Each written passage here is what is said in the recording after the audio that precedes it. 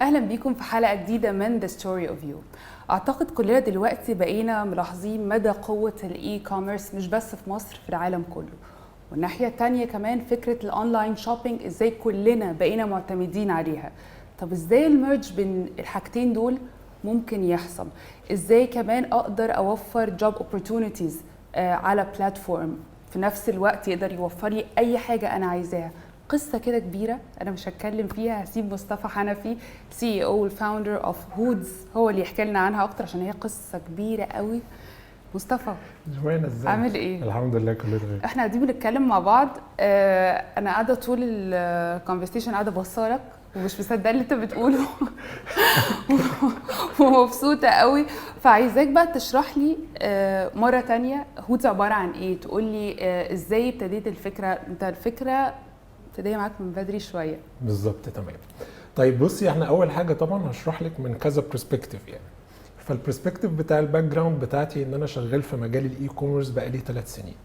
فايه اللي حصل معايا اول ما ابتديت؟ اللي حصل معايا باختصار ان انا زي اي حد رحت عملت صفحه على السوشيال ميديا على انستجرام ان انا بعرض عليها برودكت. فعايز اقول لك ان كان في مشكله كبيره جدا بتحصل بسبب مثلا ان معظم الكاستمرز بتوعي بيبعتوا لي مسجات وانا نايم بالليل، فانا مش عارف ارد عليهم، فبصحى الصبح بلاقي الاوردر راح مني. او ان السوشيال ميديا ما فيهاش اصلا اي حاجه ليها علاقه بالاي كوميرس، الناس مش قادره انها تعمل تشيك اوت بروسيس، ما فيش بيمنت جيت ويز، فطبعا كنت بخسر جزء كبير جدا من الاوردرز بتاعتي. فكان قدامي اوبشن رقم 2 ان انا اروح للماركت بليسز. الماركت بليسز كانوا بياخدوا نسبه كبيره جدا من البروفيت مارجن بتاعي، وكل اللي بيقدموه لي ان ريتيرن ان هم بيحطوا لي اسم البراند بتاعي بفونت صغير كده على البرودكت بيج. مش دي الحاجه اللي انا بدور عليها وانا عايز اجرو بزنس. تالت حاجه بقى كان الاوبشن الاخير ان انا اعمل الاي كوميرس ويب سايت بتاعي. فبالتالي كان الموضوع فيري اكسبنسيف، بس اللي كان اكسبنسيف اكتر ان انا اعمل ديجيتال ادز عشان اجيب ترافيك. النهارده بدفع 10 دولار عشان اجيب عدد معين من الترافيك، بكره بدفع نفس ال 10 دولار ما بيجيليش حاجه خالص، فما فيش كي بي ايز واضحه. فكان دايما التفكير ان انا الاقي بلاتفورم واحده اقدر ان انا يكون ليا عليها تشانل، اقدر اجرو التشانل دي واكبرها، يبقى عندي كلير كي بي ايز انا بدفع فلوس على ايه، وفي نفس الوقت ان انا عندي كل الفيتشرز بتاعه السوشيال ميديا والاي كوميرس في نفس الوقت. الناس قادره تتفرج، قادر ان انا اطلع لايف، وفي نفس الوقت الناس قادره تنتراكت معايا وقادره تشتري وتعمل تشيك اوت بروسيس واحنا بنتكلم مع بعض. ده البروسبكتيف بتاعي انا كشخص جاي من اي كوميرس او بقالي 3 سنين شغال في الاي كوميرس باك جراوند. طب ده برسبكتيف، البرسبكتيف بتاعك انت ده احنا بقى قعدنا نفكر فيه.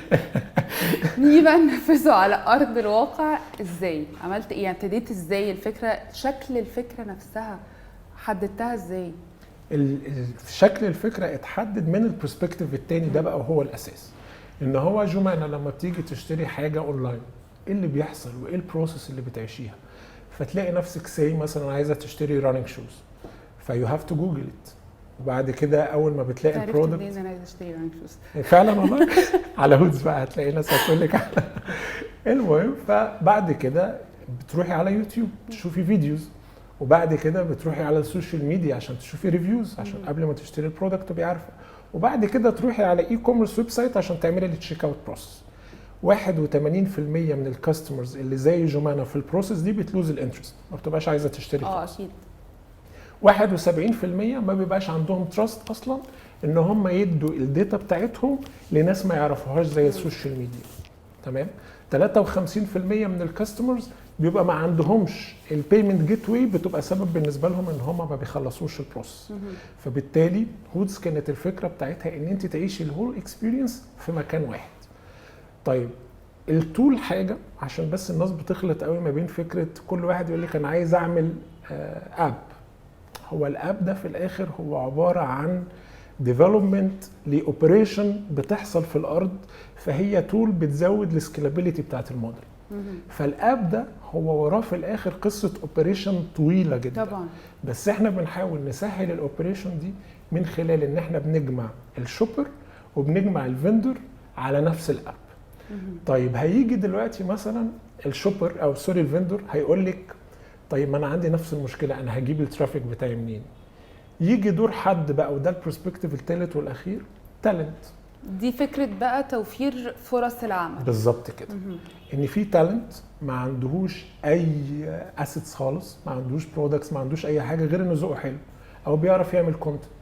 فباختصار اللي بيعمله ان هو بيبروموت برودكت لواحد من الفندورز دول which is authentic، يعني هو ما بيعملش على هودز الا الاوثنتيك فيندور. فاحنا بنشيل قصه التراست، انت ما بتشتريش من حد مش عارف هو جايب البرودكت منين. فهو بيطلع بيتكلم عن البرودكت بتاعه وبيبروموت البرودكت ده وهو نايم بقى في البيت. الناس عماله بتشتري، يعني انت ممكن يبقى عندك 10 فولورز بس بيشتروا منك وانت عماله تاخدي كوميشن. فالفندور كل بيدفع، واحد بيشتري الايتم بيدخل كوميشن، بيدخل لك عليه كوميشن. فالفندور كده بيدفع فلوس على ايه؟ على كلير كي بي ايز which is دولار ساين. انا ما بقولكش ايه ادفع 10 دولار عشان اجيب لك مش عارف كام ممكن هيحصل منهم كونفرجن او مش، لا مفيش الكلام ده. يعني لو الشخص التالنت ده عمل الكونتنت للفندور والفندور ما عملش من وراه كونفرجن مش هيدفع حاجه، اتس فري ماركتنج. اكيد. فبالتالي انا عارف كفندور انا بدفع الكوميشن بتاعتي على ايه، وانا عندي شانل فيها كل الفيتشرز اللي انا اصلا كنت هروح عشان اعمل انتجريشن لبيمنت جيت ويز والكلام ده كله كنت هدفع فلوس كتير، ده كله باخده فور فري على هودز. والتالنت هو حد لذيذ جدا بسيط بيعمل كونتنت دمه خفيف الناس بتشتري منه.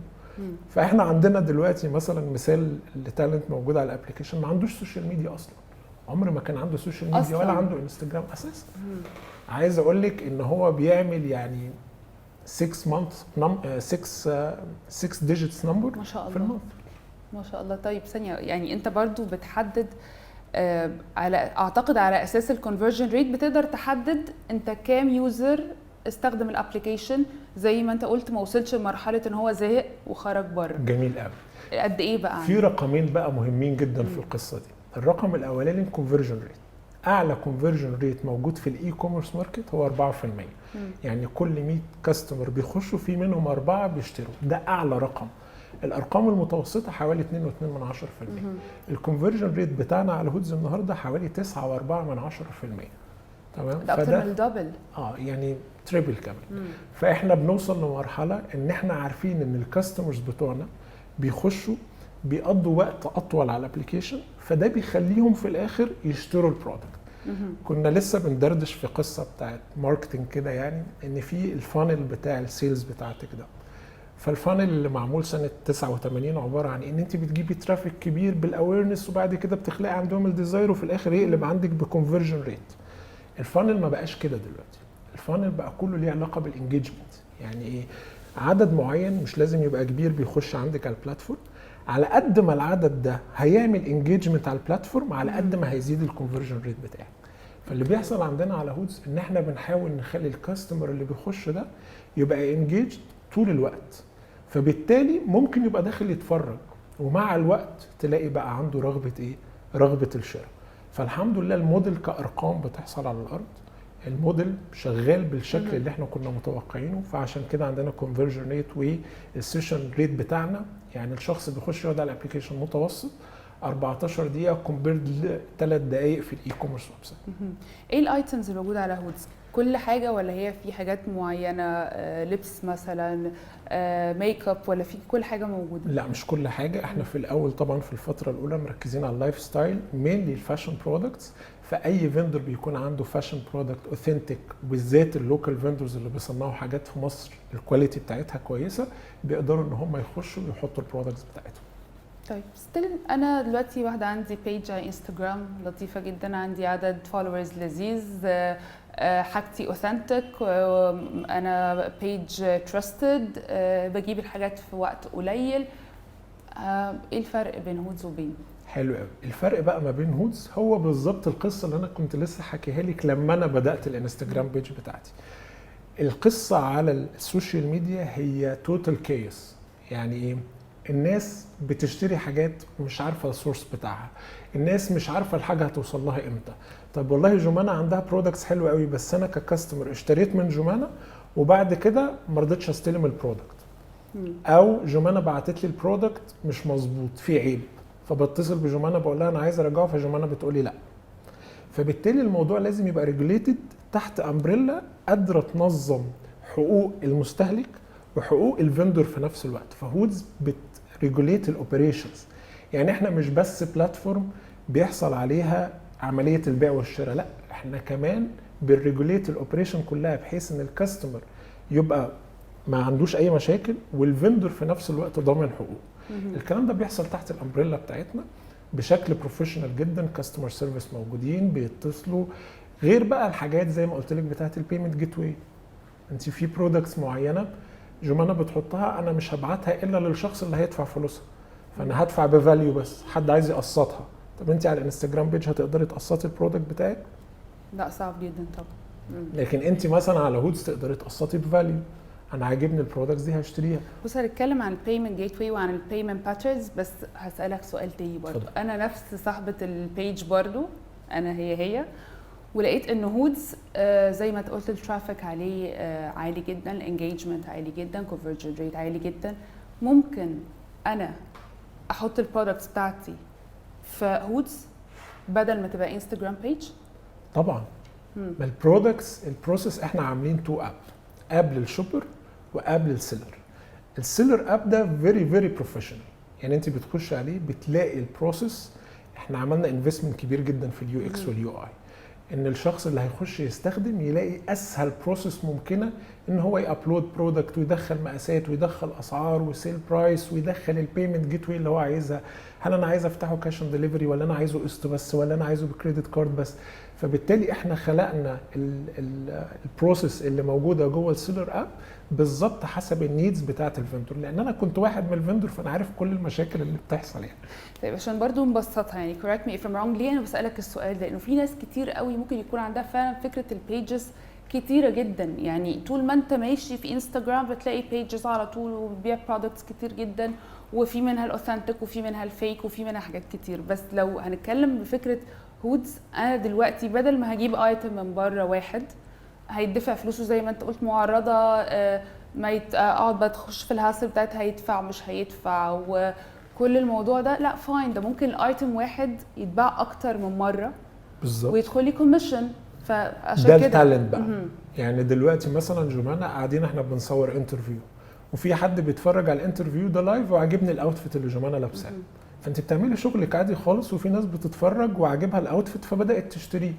فاللي بيحصل ايه؟ ان جمانة خلصت الانترفيو شغلها وراحت نامت في البيت وعمال بيجي اوردرات للاوتفيت ده من السبونسر اللي جمانة لابسه الاوتفيت منه، وجمانة عماله بتاخد كوميشن وهي نايمه في البيت.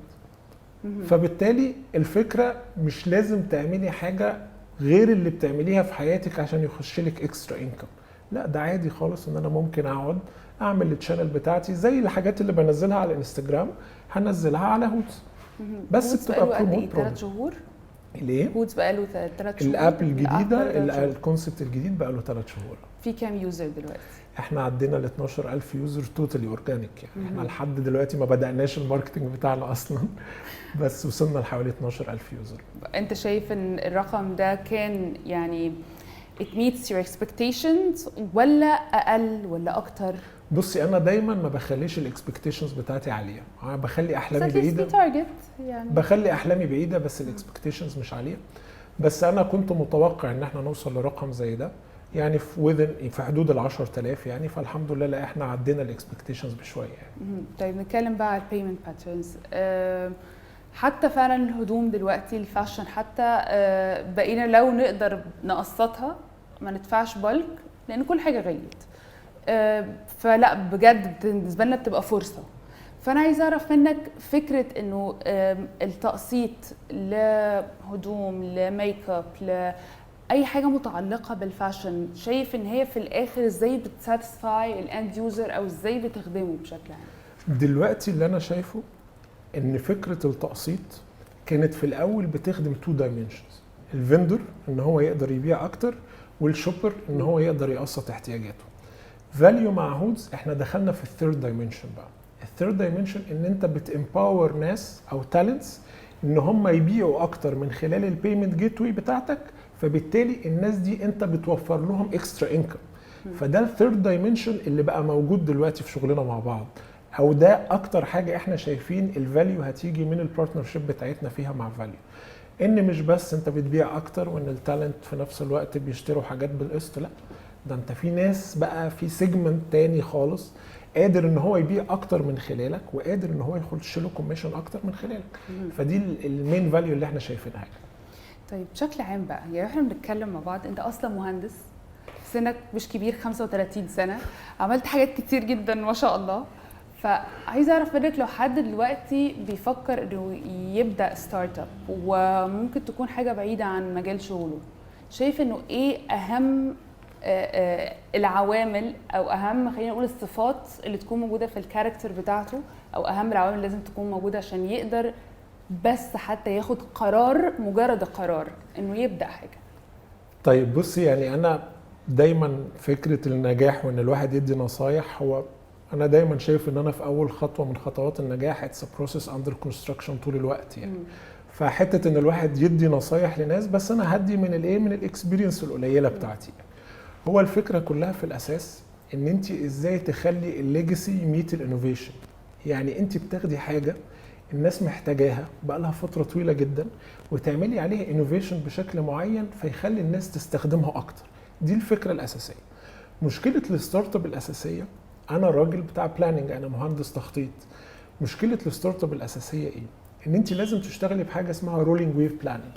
رولينج ويف بلاننج يعني موجه جايه لك من بعيد انت مش شايفه تفاصيلها، لما بتبتدي تقرب بتبتدي التفاصيل تبان، فتلاقي نفسك لازم تعملي البلان بشكل مختلف. ازاي طول الوقت تبقي في مكان دايناميك وفي بلانز عماله بتتغير حواليكي وانت محافظه على البرنسبل وعارفه تعملي سكوب مانجمنت للكونسبت الاساسي بتاعك. في ناس تلاقي من كتر التغييرات اللي بتحصل حواليها بدات تعمل حاجه غير اللي هي بداها اصلا. فازاي في عالم دايناميك جدا، في كومبيتيتورز كتير جدا بيظهروا، في مشاكل كتير جدا بتحصل لك، ان انت طول الوقت تبقي قادره ان انت تادبت مع المشاكل وفي نفس الوقت تحافظي على الكونسبت بتاعك. دي اصعب حاجه في الستارت اب. احنا ممكن النهارده انا التيم اللي معايا الحمد لله من اقوى التيمز اللي موجوده، اللي انا شايف انها تيم قوي جدا. فبلاقي ان مع الوقت انا لازم اقلل التكنيكال سكيلز بتاعتي واعلي الكونسبشوال سكيلز. في اول ستارت اب تكنيكال سكيلز يعني ايه؟ سواء ما انزلش النهارده انا انزل اسوق العربيه مكانه، ما عنديش مشكله خالص. فالتكنيكال سكيلز في الاول مهمه، بس بعد كده مع الوقت انت عايزه تكبري الموديل، فلازم تعلي الكونسبشوال سكيلز بتاعتك. ازاي اقدر اجيب معايا اشطر تيم يقدر يكبر لي البيزنس؟ ودي المرحله اللي احنا فيها دلوقتي، ان انا بدات اطلع من فكره التكنيكال سكيلز واحط ازود اكتر في الكونسبشوال سكيلز. بس فالصعوبه كلها ازاي ان انت تقدر تعمل التغيرات الكتير دي في وقت قليل جدا.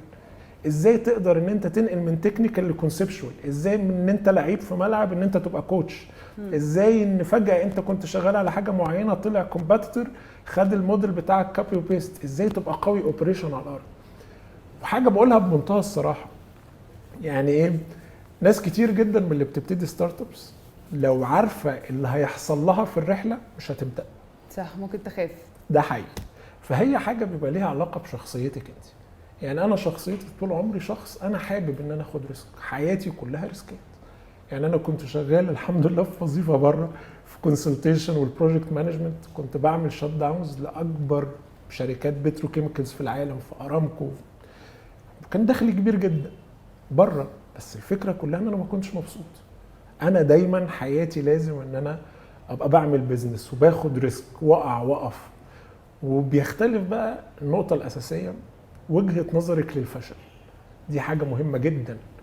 لو انت شايفه ان الفشل ده زي ما مارك مانسون بيقول يعني في الكتاب بتاعه، لو انت شايفه ان الفشل ده نهايه رحله، غير لما واحد بيبقى شايف ان الفشل ده زي طفل صغير بيقع ويقوم يمشي ويقع ويقوم يمشي، عمره ما اشتكى ان هو وقع، هو شايف ان دي بروسس طبيعيه جدا ان انا اقع واقوم امشي.